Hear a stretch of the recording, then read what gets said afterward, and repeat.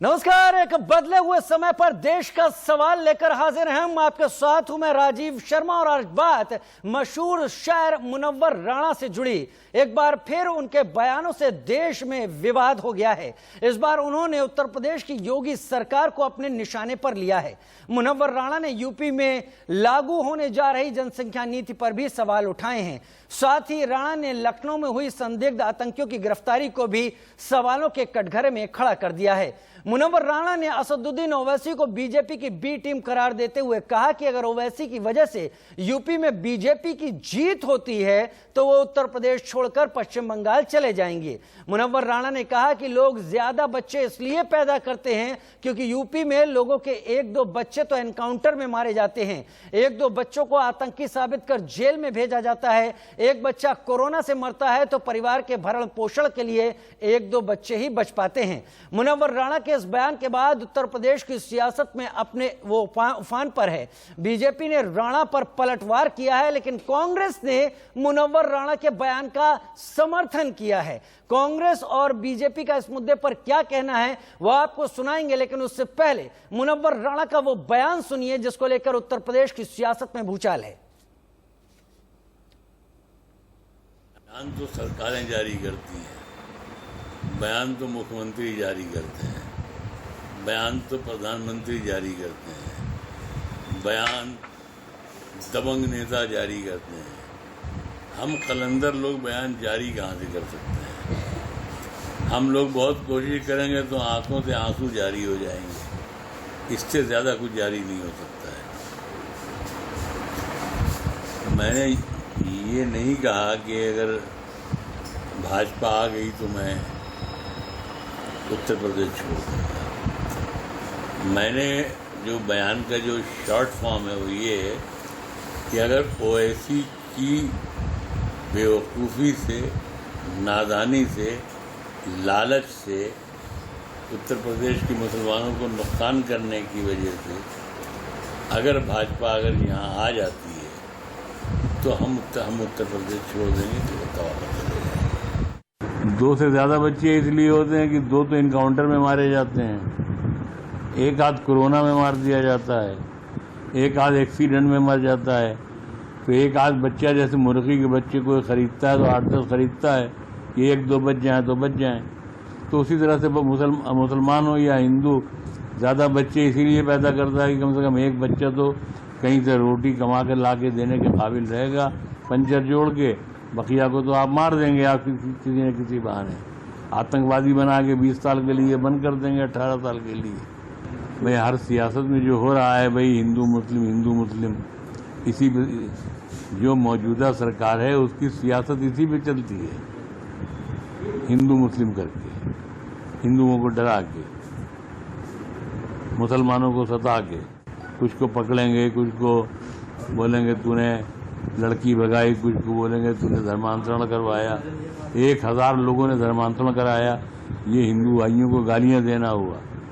क्या वो इतने कमज़ोर अकीदे के हैं अपने हिंदू धर्म पर कि कोई पंचर जोड़ने वाली कौम उनको 10-20 हज़ार रुपये दे देगी तो वो हिंदू छोड़ के मुसलमान हो जाएंगे? तो ये जो उनका जो बयान है धर्मांतरण का, चाहे योगी जी का हो, चाहे सरकारी विभाग का हो, चाहे ATS का हो, ये हिंदू कौम के लिए गाली है, माँ की गाली। ये हिंदू कौम के लिए अच्छी बात नहीं कही है। हिंदू कौम बिकाऊ कौम नहीं है, वरना जब मुग़ल आए थे तो पूरी कौम बिक गई होती कि न शिवाजी पैदा हुआ होते न महाराणा प्रताप पैदा हुए होते। और मुनव्वर राणा के इन बयानों को लेकर उत्तर प्रदेश के डिप्टी CM केशव प्रसाद मौर्य का क्या कहना है, ये सुन लेते हैं।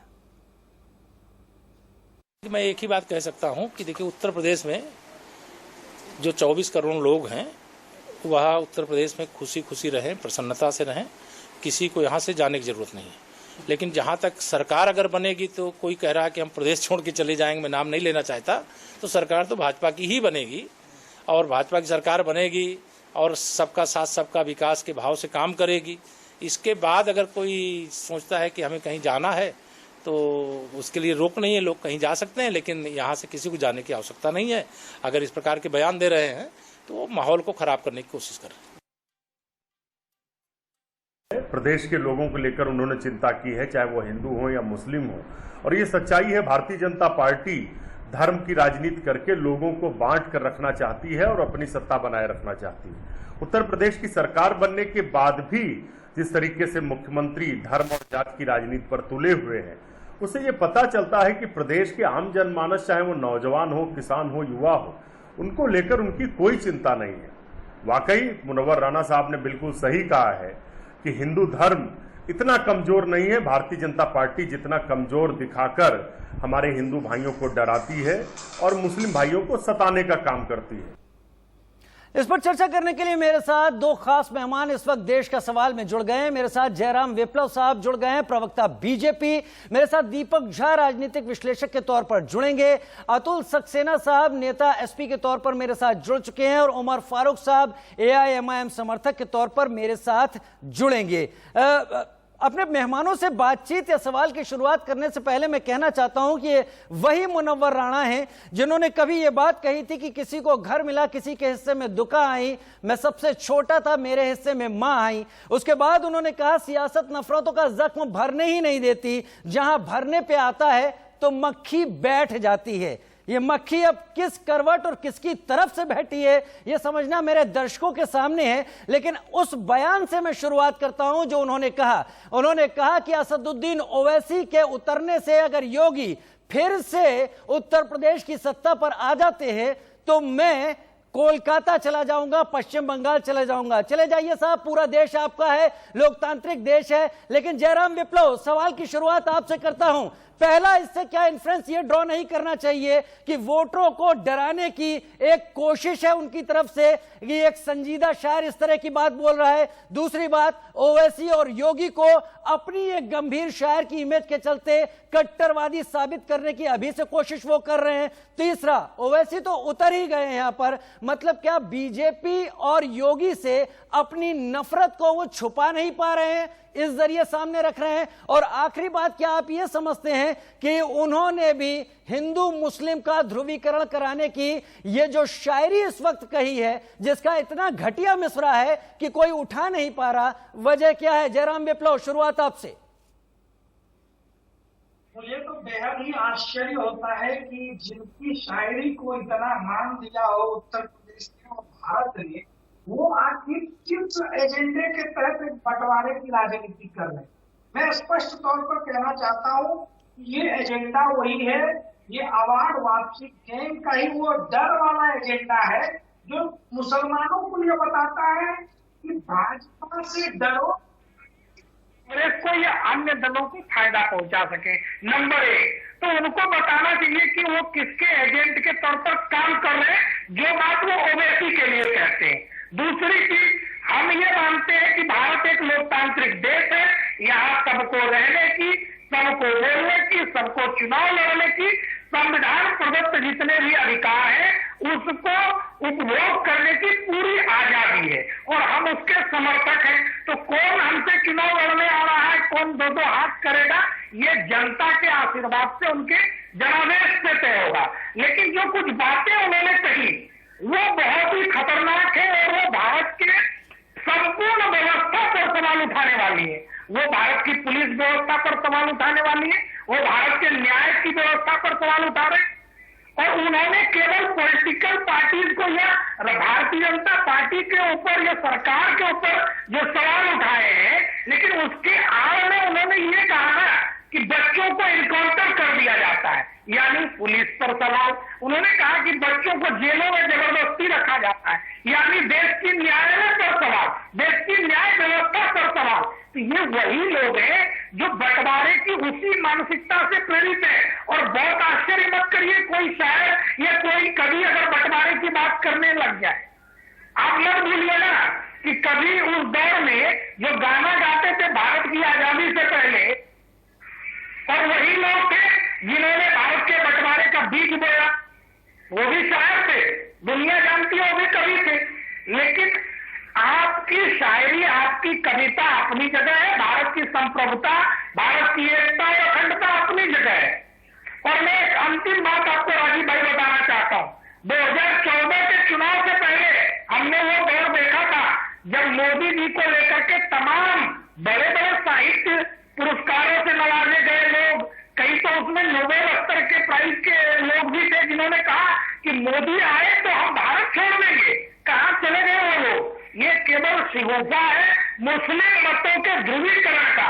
ये राजनीतिक दलों के एजेंट के रूप में समाज के इतने प्रतिष्ठित व्यक्तियों को काम नहीं करना चाहिए। और इनका जो चरित्र था इनके परिवार का, वो भी सामने आ गया। अपने भाई से संपत्ति की लड़ाई में इन्होंने पुलिस का मिसयूज किया, इन्होंने गलत बयानबाजी की। आज इनके पुत्र की क्या स्थिति है, इनके परिवार की क्या स्थिति है, दुनिया के सामने है। तो जो परिवार नहीं संभाल पा रहे, वैसे लोग कृपया प्रदेश और देश की राजनीति पर नेताओं को ज्ञान मत दीजिए। ठीक है, नेताओं को ज्ञान न दें। जो कुछ भी उन्होंने बोला है, जाहिर सी बात है उसमें बहुत बड़ा हिस्सा ऐसा है जिसको देखकर समझ में नहीं आता कि वही शायर है जो मां की खूबसूरती और मां की ममता को लेकर बात कहता था। ये वही शायर है जो सियासत को जगाने की भी बात कहता था। लेकिन आखिर ये सियासत का मोहरा बनता हुआ क्यों दिख रहा है? इस मोहरे को मिसरा बनने में क्यों अचानक इतना कम वक्त लगा कि ये ऐसी बातें कह रहा है जिसमें माना जाए कि अभी से चुनाव के पहले ही एक तरीके से ध्रुवीकरण का जरिया और हिस्सा बन रहा है। खैर वो बात अलग, मैं राय आप लोगों के जरिए जानना चाहूंगा। मेरे साथ दीपक भाई भी जुड़ गए हैं, दीपक झा साहब पॉलिटिकल एनालिस्ट के तौर पर मेरे साथ इस वक्त जुड़ गए हैं, उनसे भी सवाल लूंगा। लेकिन अतुल सक्सेना भाई मेरे साथ समाजवादी पार्टी से इस वक्त जुड़े हुए हैं। अतुल भाई, मुनव्वर राणा साहब ने कभी कहा था, लिखा था, खैर मुझे शेर याद नहीं है, उन्होंने कहा था कि हमें हिंदुस्तान का एक खूबसूरत भविष्य बनाना है, खूबसूरत फ्यूचर एक क्रिएट करना है, वर्तमान को सुधारना। मुझे शब्द याद नहीं आ रहे, लेकिन उसका मतलब यही था। आज की तारीख में जब हम बात कर रहे हैं कि हमारा देश हर साल एक ऑस्ट्रेलिया पैदा कर दे रहा है, लोगों को खाने के लाले पड़ रहे हैं, तमाम तरह की कोशिशें इस कोरोना काल में समझ में आई, तब ये शायर बात करता है आबादी के रोकने की जगह आबादी बढ़ाने की। तब ये शायर बात करता है कि क्या कुछ हो रहा है एक कौम के लिए जो पूरे हिंदुस्तान की बात करता था। क्या आप इत्तेफाक रखते हैं मुनव्वर राणा के इन बयानों से? देखिए राजीव जी, मैं ये कहना चाहता हूँ कि मुनव्वर राणा साहब जो है एक उर्दू के मशहूर शायर हैं। और जैसा अभी आप कह रहे थे कि एक शायर का और जो साहित्यकार होता है उसका काम ये होता है कि वो अपनी रचनाओं के माध्यम से देश में सुधार की बात करता है, जो मुनव्वर राणा जी ने करा। और अभी आपने ही उनकी माँ पे आधारित रचना को यहाँ पे सबके सामने पढ़ा भी। उनकी ज्यादातर रचनाएं माँ पे आधारित थी। अब रहा सवाल मुनव्वर राणा साहब के सवाल का, आप देखिए उत्तर प्रदेश में जो शासक है, शासक का काम ये होता है कि अपने राज्य में अंतिम व्यक्ति जो है उसके सुख दुख की भी खैर लेना एक शासक का काम होता है। परंतु जिस तरीके से मुनव्वर राणा ने अपना दर्द यहाँ बयान किया है, तो ये की पीड़ा है और ये लोकतंत्र है। तो विप्लव जी जैसे कह रहे थे, तो लोकतंत्र में ये भी बताना चाहता हूँ विप्लव जी, भाजपा के अपने साथी को, कि लोकतंत्र में आदमी को अपना बयान रखने की आजादी होती है। तो ये जिस तरीके से हमारे देश में, प्रदेश में जो भाजपा जो मुस्लिम विरोधी मैं कहूँगा राजनीति करने का काम करती है, और जिस तरीके से पिछले कई सालों से आप देख रहे हैं जब से भाजपा देश में प्रदेश में आई है, किस तरीके से जो है जो विशिष्ट समुदाय है केवल उसको लेकर के राजनीति करने का काम भाजपा करती है। चाहे वो धर्मांतरण का मामला हो, चाहे वो जनसंख्या नियंत्रण के कानून का मामला हो, चाहे वो लखनऊ में जो आतंकी पकड़े गए और उसकी अफवाहों का मामला हो। आप देखिए जिस तरीके से ये करा गया है, तो एक साहित्यकार जो होता है उसको चोट लगना स्वाभाविक है। और जयराम आपके पास आऊंगा, आता हूँ जयराम। एक बात मैं पूरी कर लूं अपनी। रहा सवाल जैसे भी आप बता रहे थे कि यूपी में योगी जी की सरकार बनती है तो मुनव्वर राणा साहब कलकत्ता चले जाएंगे, तो इतना हम जरूर बता देते हैं कि मुनव्वर राणा साहब को कहीं जाने की जरूरत है नहीं, क्योंकि उत्तर प्रदेश में समाजवादी पार्टी की सरकार 2022 में बनने वाली है, इसमें कोई संशय नहीं है। अतुल भाई एक बात बताइए, आपने तो तमाम बातें, तमाम आरोप लगा दिए, आपने कहा कि उनको जाने की जरूरत नहीं है। मैं आपसे सवाल ये पूछता हूं कि मुनव्वर राणा साहब आखिर ये कैसे समझ सकते हैं कि बीजेपी की जीत पर प्रदेश मुसलमानों के रहने के लायक नहीं रह पाएगा? आखिर वो कौन होते हैं तय करने वाले? क्या उनकी गंभीरता जिस जगह वो है, क्या एन चुनाव के पहले इस तरह का बयान देना पोलराइजेशन का एक सबूत नहीं है? क्या वो अपनी शायरी को अपने राजनीतिक हितों, राजनीतिक महत्वाकांक्षाओं को पोसने के लिए नहीं कर रहे हैं? देखिए, मुनव्वर राणा साहब एक प्रतिष्ठित शायर है। वो जो कहते हैं आप लोग चैनल पे चला देते हैं, परंतु आज ये जो आम जनमानस है जो आम मुस्लिम है, जो आम विशिष्ट समुदाय के लोग हैं, वो ये देख रहे समझ रहे हैं जिस तरीके से भाजपा राजनीति करने का काम कर रही है, प्रताड़ित करने का काम कर रही है। अरे आपको कानून लाना है तो कानून आप केवल जनसंख्या पे लाएंगे? अरे आजकल कौन 2 बच्चे ऐसे ज्यादा पैदा करता है? आप मुझे बताइए कितनी परसेंटेज कोई डाटा है आपके पास ऐसा जो है? आज की डेट में कितने लोगों के पास 2 बच्चों से अधिक है? इतनी चरम सीमा पे पहुंच मैं जयराम आऊंगा जयराम, पूरा मौका नोट कर लीजिए, पूरा मौका दूंगा। आज हस्बैंड वाइफ जो है शिक्षित है, समझदार है, उन्हें पता है कितने बच्चे रखने हैं। तो जिस तरीके से आप बिना बातों पे जो है केवल गुमराह करने के लिए जनसंख्या नियंत्रण पे कानून बनाने की बात करते हैं, वो कानून बनाने का विषय ही नहीं है। 70,000 बच्चे रोज भारत में पैदा हो रहे हैं। कानून बनाइए, रोजगार पे कानून बनाइए, और जो हमारे हॉस्पिटल्स हैं वो मनमाना जो है जो पेशेंट है उससे मनमाना चार्ज करते हैं, उस पर कोई कानून लेकर के आइए। और कोरोना काल में जिस तरीके से आप लगता है शफीकुर रहमान जी का आपने बयान नहीं सुना। अतुल भाई आप डिफेंड तो कर रहे हैं, लेकिन जनसंख्या को लेकर आप जितना बोल रहे हैं, आपने अपनी ही पार्टी के नेता का बयान नहीं सुना, जिन्होंने कहा कि अगर ऐसा करने की रोकने की कोशिश की गई तो बवाल हो जाएगा, स्थितियां उलट हो जाएंगी, ये जो तय किया गया कानून है उस पर दखल होगा। खैर मैं आपके पास बाद में अब आता हूं। मेरे साथ दीपक झा इस वक्त जुड़े हुए हैं। दीपक झा, देखिए हर पार्टी, हर एक का अपना विचार, अपना मत होता है। आप कांग्रेस का पक्ष सामने रखते हैं, क्या आप मुनव्वर राणा के बयानों से सहमत हैं? अब बात की शुरुआत करूंगा। भाजपा प्रवक्ता ने एक बात कही। नहीं दीपक भाई पहले आप अपनी बात रखें, उसके बाद जाएं उन पर। मैं इसलिए क्योंकि देखिए, जब अटल बिहारी वाजपेयी ने क्या कहा था, जब सत्ता का विरोध और सत्ता पक्ष में बैठे लोग विरोधी को अगर देशद्रोही मानने लगे तो देश का दुर्भाग्य होगा। तो आज देश का दुर्भाग्य है कि हम कोई सवाल करता है, कोई साहित्यकार, कोई कथाकार, कोई व्यंग्यकार, कोई दूसरा, जो विप्लव ने कहा कि हर व्यक्ति का अधिकार है, बिल्कुल अधिकार है, और आपको देने की जरूरत नहीं है अधिकार। इस संसद ने दिया है, जब भारत देश बना है, जब भारत देश आजाद हुआ है, उस भारत को ने आजाद दे दिया था। अब आप ये बता दीजिए कि उसी अधिकार के तहत कि आप सारे लोगों का फोन टेप कराते हैं, पत्रकारों का फोन टेप कराते हैं, नेताओं का फोन टेप कराते हैं, क्या उसी अधिकार के तहत आप भी फोन कराते हैं? एक कौन सा संसद भवन या कौन सा संविधान आपको अधिकार देता है? सुन लीजिए, बोलिए मत जयराम भाई, आपको पूरा मौका दूंगा, पहले इन्हें अपने मन से विचार रख लेने दीजिए। मुद्दे पर रहिए ना। हाँ मैं लाता हूँ। बोलिए दीपक भाई आप बोलिए। मुद्दे पे रहेंगे, मुद्दे आप नहीं बनाएंगे, मुद्दे हम बनाएंगे। मैंने जयराम विप्लव जी, सीख मत दीजिए, ज्ञान मत दीजिए, आप पढ़े लिखे होंगे, शाखा की पाठशाला में भी गए होंगे। दीपक जी मैं मौका दूंगा, आप मेरे सवाल का जवाब दें। अच्छा दीपक जी, मैं आपके सामने सवाल रखता हूं, क्या मैं ये कह सकता हूं पत्रकारिता में, इन तमाम डिस्कशन शोज में, कि दीपक भाई अगर किसी के सहयोग से किसी चैनल पर किसी चर्चा में शामिल हुए तो मैं पत्रकारिता ये चैनल बंद कर दूंगा? क्या आप इसको स्वीकार करेंगे केवल आपको रोकने के लिए? देखिए, नहीं मानेंगे ना? तो ये कैसे हो सकता है कि ओवैसी के चलते अगर योगी आदित्यनाथ मुख्यमंत्री बनते हैं तो मैं इस राज्य को छोड़ दूंगा? ये एक बड़ी आबादी को ध्रुवीकरण करने की कोशिश नहीं है तो और क्या है?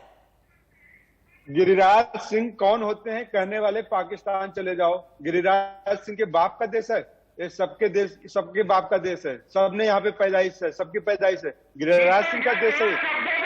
अनुराग ठाकुर बोलते हैं गोली मारो, गाली देके बोलते हैं गोली मारो, किसके बाप का देश है?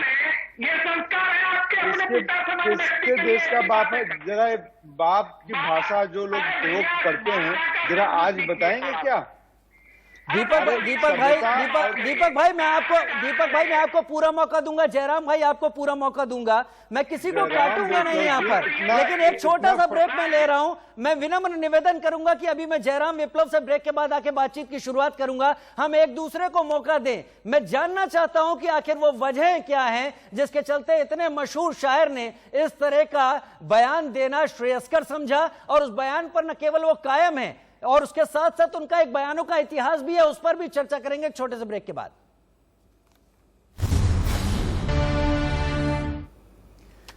देश के सवाल में हम लगातार चर्चा कर रहे हैं मशहूर और जाने माने शायर मुनव्वर राणा के उन बयानों की जिसको लेकर विवाद है, जिसको लेकर लगातार हंगामा बरपा हुआ है। और इसमें उन्होंने एक तरीके से एन उत्तर प्रदेश चुनावों के पहले वो कोशिश की है जिसे ध्रुवीकरण कहा जा सकता है। उन्होंने एटीएस की कार्रवाई पर सवाल उठाए हैं, उन्होंने जनसंख्या नीति पर यह कहते हुए सवाल उठाए हैं कि जब आप एक दो लोगों को एनकाउंटर में मार देंगे, कुछ एक कोरोना से मर जाएंगे और कुछ एक का जेलों में ठिकाना होगा, तो इतने बच्चे तो आदमी पैदा करेगा ही। हालांकि पैदा करने को उन्होंने मुर्गी के चूजों से भी तुलना की। मेरे साथ तमाम खास मेहमान जुड़े हुए हैं, जयराम विप्लव प्रवक्ता बीजेपी, दीपक झा राजनीतिक विश्लेषक के तौर पर, अतुल सक्सेना भाई मेरे साथ नेता एसपी इस वक्त जुड़े हुए हैं लगातार। मैं जयराम विप्लव आपसे शुरुआत कर लेता हूं। कहते हैं जो शायर होते हैं, जो लेखक होते हैं, जो कलमकार होते हैं, व्यवस्था की गलतियों के खिलाफ लिखते हैं, लेकिन ऐसा लगता है मुनव्वर राणा साहब आपकी व्यवस्था के खिलाफ कुछ ज्यादा ही लिखते दिखाई दे रहे हैं। लेकिन इससे भी इतर उनके कई बयान पहले भी आ चुके हैं। उन्होंने 26 जनवरी हिंसा पर यह भी बोला था कि ये तो सरकार की सोची समझी कोशिश थी इसलिए हिंसा हुई। उन्होंने फ्रांस की जब घटना हुई थी तब उन्होंने ये तक कह दिया था कि अगर ऐसा कार्टून बनता तो मैं भी यही करता जो वहां पर लोगों ने किया है। उन्होंने ये भी कहा कि भारत तो एक सांप्रदायिक देश है जहां हिंदुओं को खुश करने के लिए मुसलमानों को मारा तक जाता है। ये भी यहां पर बयान है। आपको मुनव्वर राणा के इन तमाम बयानों के पीछे क्या यही लगता है कि ये आने वाले चुनाव को लेकर दिए गए हैं? और अगर दिए गए हैं, वजह क्या है? क्यों मुनव्वर राणा को इस चुनावी राजनीति में इस तरीके से उतरने की जरूरत आन पड़ी? देखिए, मुझे लगता है कि ऐसे बहुत सारे लोग रहे हैं इस देश में। आज भी एक ऐसा तत्व मौजूद है जो ये नैरेटिव लगातार चलाने की कोशिश करता है।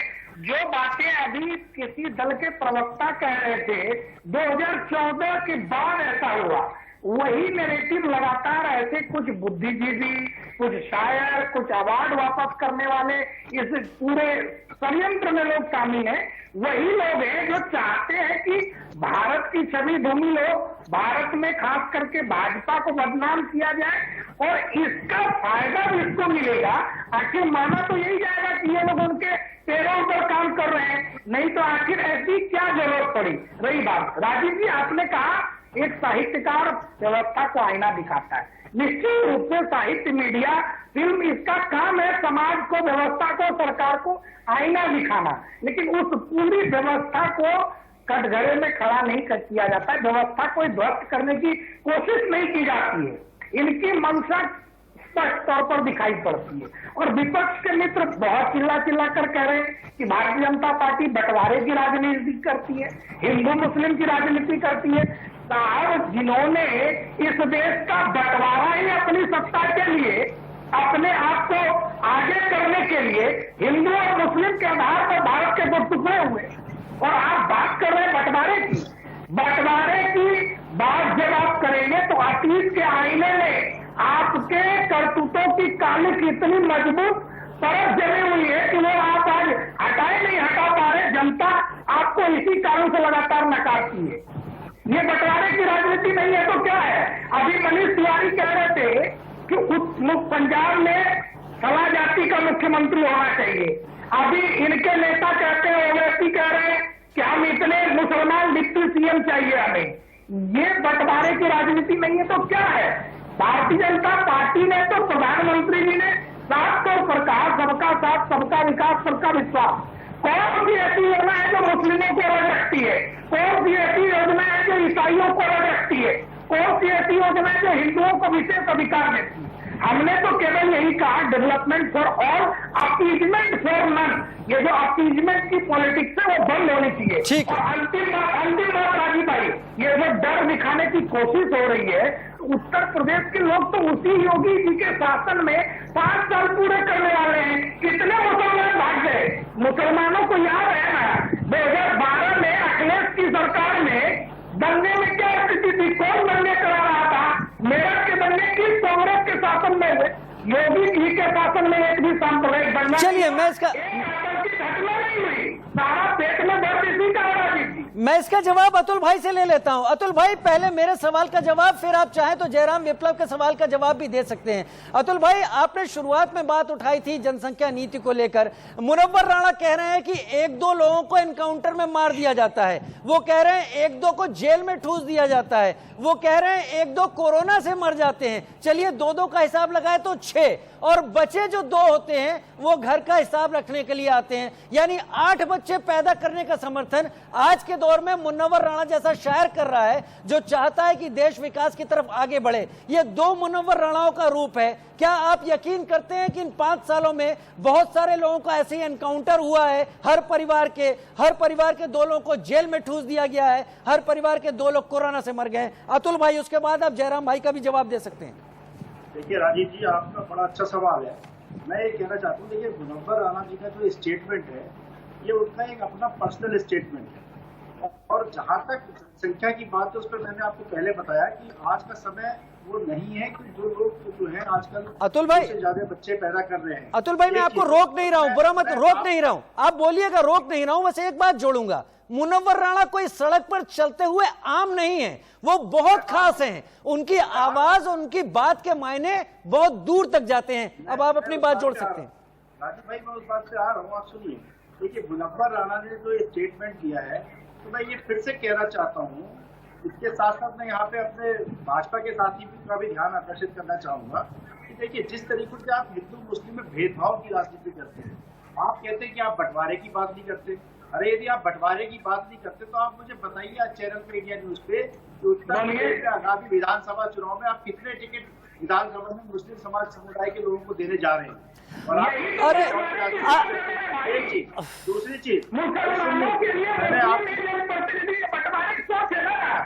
अरे भैया, आप उत्तेजित मत होइए, आप उत्तेजित मत होइए। उत्तेजना की कोई बात नहीं, हम लोग डिबेट करें। अतुल भाई, ठीक, अतुल भाई, आप ही ने जयराम भाई को बोला था, बताइए ये सवाल कहां से आता है कि कितने टिकट बीजेपी मुसलमानों को देने जा रही है? नहीं, यदि इन्होंने कहा कि हम जो है मुस्लिम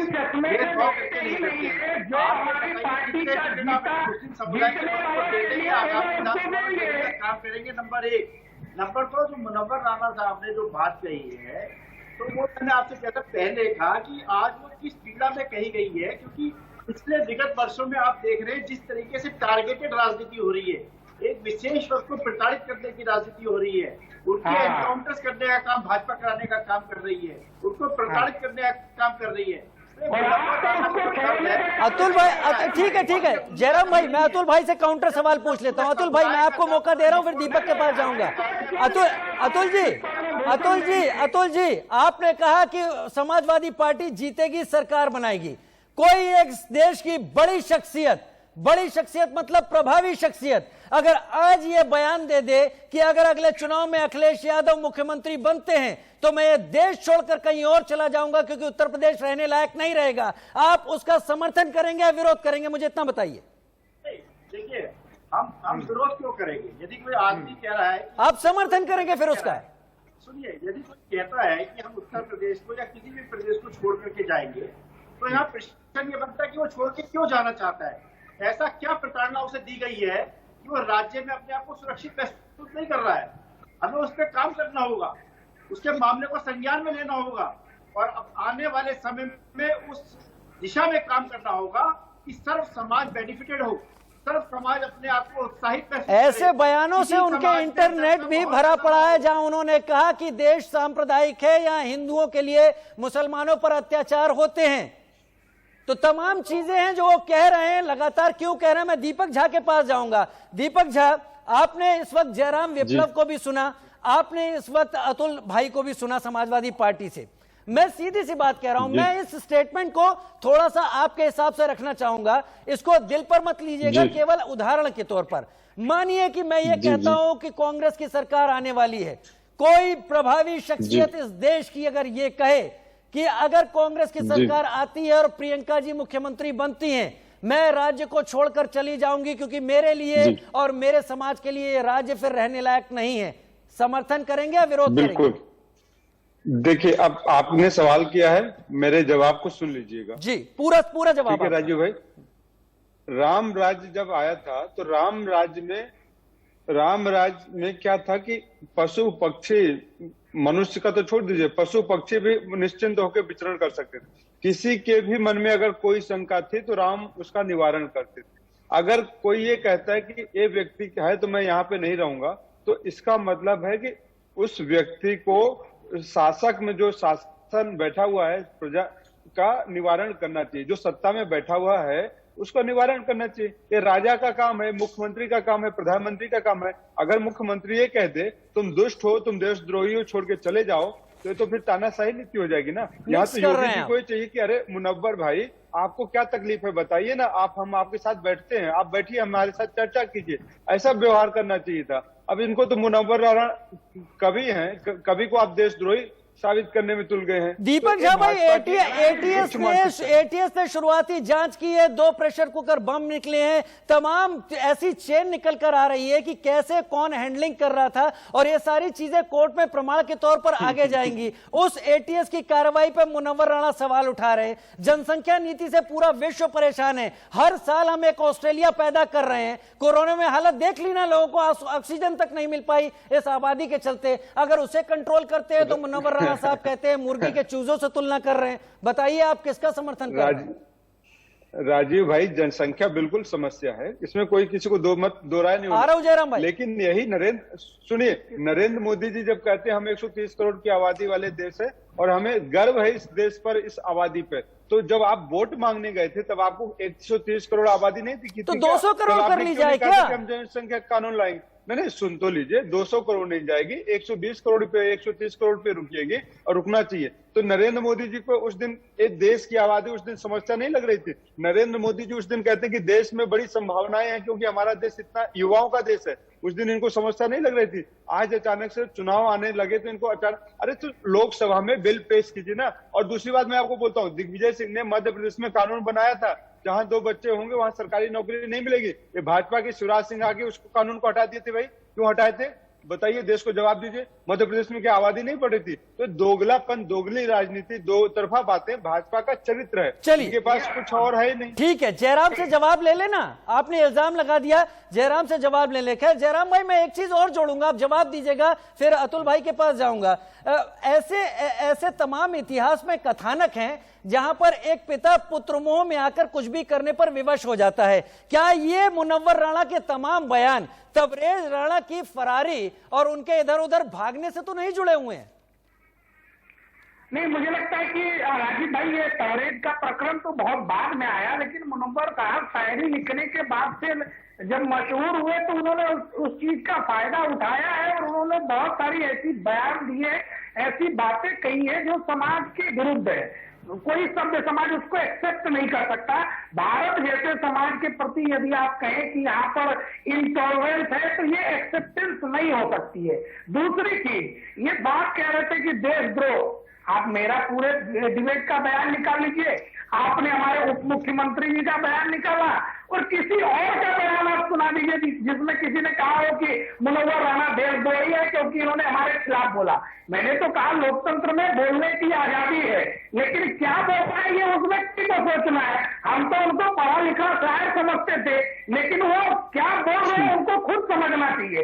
8 बच्चों की बात करना अपने आप में आज के समय में बेवकूफी है। और दीपक झा तो कहां से कहां जाते हैं। 130 करोड़ की वर्तमान आबादी पर हमें न केवल गर्व है बल्कि हम उसको लेकर के आगे भी बढ़ रहे हैं। लेकिन ये जो 2 बच्चों की पॉलिसी है ये क्या आज चर्चा में आई है क्या? 1970 में इंदिरा गांधी ने कहा था, आपको इतिहास थोड़ा पढ़ाइए, शशि थरूर को भी राहुल गांधी को भी खुद ही पढ़िए कि 2 बच्चे की नीति होनी चाहिए, 2 बच्चों की बात कही। और ये तो भैया 2 बच्चे की बात तो हम कर ही रहे हैं। आप अभी अचानक से नींद कैसे खुल गई?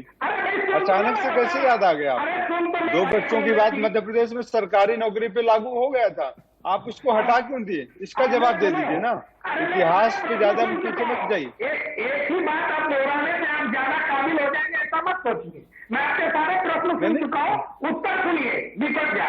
जवाब दीजिए ना, मध्य प्रदेश में क्यों कानून हटा दिए? में क्यों बोल रहे हैं? एक ही प्रश्न बार बार सुन तो लीजिए, समय खराब मत करिए। एक का जवाब नहीं दे पाते और बार बार।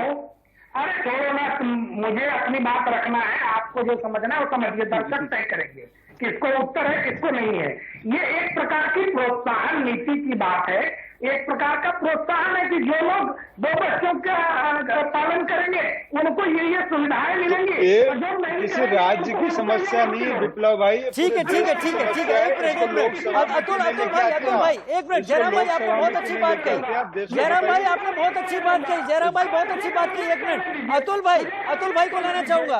अतुल भाई जयराम जी ने कहा यहाँ पर, एक मिनट अतुल भाई जयराम जी ने कहा कि ये 2 बच्चों की जो नीति है ये प्रोत्साहन की तरह है। अतुल भाई आप कह रहे हैं कि समाजवादी पार्टी ने वो सब कुछ किया है जिसके चलते वो सरकार में आगे आने जा रही है। क्या आप इस पॉलिसी को सामने रखेंगे? क्या आप उत्तर प्रदेश की बढ़ती जनसंख्या को सामने लगाने के लिए इस तरह की पॉलिसी अपनाएंगे? और क्या आपको यह लगता है कि जो बयान मुनव्वर राणा के जरिए आए ये बयान आने नहीं चाहिए थे क्योंकि लोकतांत्रिक प्रक्रिया अब दूर नहीं है? देखिए राजीव जी, मैं कहना चाहता हूँ जो आपने जनसंख्या में बात पूछी, प्रोत्साहन की बात करी, मुझे बताइए कि आज की डेट में जिनके 2 बच्चे हैं या जिनके बच्चे नहीं हैं उन्हें कितना प्रोत्साहन भाजपा की सरकारें दे रही है, नंबर 1। नंबर 2, जब हमारी सरकार आएगी तो हमें बेवजह के कानून बनाने की जरूरत नहीं पड़ेगी क्योंकि विकास के और कार्य हमारे जहन में जिन्हें हमें करना है, जो पिछले 2012 से 2017 तक हमने करे। कानून बनाए जाएंगे तो एमएसपी पे कानून बनाया जाएगा, उसके लिए चर्चा करी जाएगी। बेरोजगारी जो है संकट है उस पर कानून बनाने का कार्य करा जाएगा। दूसरा, मैं एक बात और कहना चाहता हूँ कि इस तरीके से आप जो विप्लव जी यहाँ बैठे हैं या भाजपा की सरकारों ने भी, मौर्य जी का भी स्टेटमेंट सुना, तो मुनव्वर राणा साहब एक शायर हैं और दिलो दिमाग से वो कितने मजबूत हैं। उनकी एक शायरी है, उनकी एक रचना है, उसी के माध्यम से मैं कह दूंगा, आप समझ जाएंगे कि मैं अपने आप को इतना समेट सकता हूँ, मैं अपने आप को इतना समेट सकता हूँ, कहीं भी कब्र बना दो मैं लेट सकता हूँ। सियासत नफरतों का जख्म भरने नहीं देती, जहां भरने पे आता है तो मक्खी बैठ जाती है। ये भी मुनव्वर राणा ने कहा था। क्या वो भी इस सियासत का हिस्सा हो गए? मैं ये समझना चाह रहा हूं। आप सभी का मेरे साथ जुड़ने के लिए बहुत बहुत शुक्रिया, क्योंकि मुनव्वर राणा का जो बयान है वो सीधे सीधे व्यवस्था पर सवाल उठाता है, लेकिन इतने तल्ख रवैये में, जहां पर वो बढ़ती आबादी का समर्थन करते हुए दिखाई पड़ते हैं, जहां पर पुलिस की तमाम आतंकवादी गतिविधियों के खिलाफ कार्रवाई पर सवाल उठाते दिखाई पड़ते हैं, जहां पर वो एक बड़े समाज को, मुस्लिम समाज को संदेश देते दिखाई पड़ते हैं कि एक खास शख्स अगर मुख्यमंत्री बन जाएगा तो मैं इस राज्य को छोड़कर चला जाऊंगा। ये सब तमाम चीजें सवाल तो पैदा करती हैं। आप सभी का जुड़ने के लिए बहुत शुक्रिया। वक्त एक छोटे से ब्रेक का, ब्रेक पर जाते जाते इस वक्त की हेडलाइंस।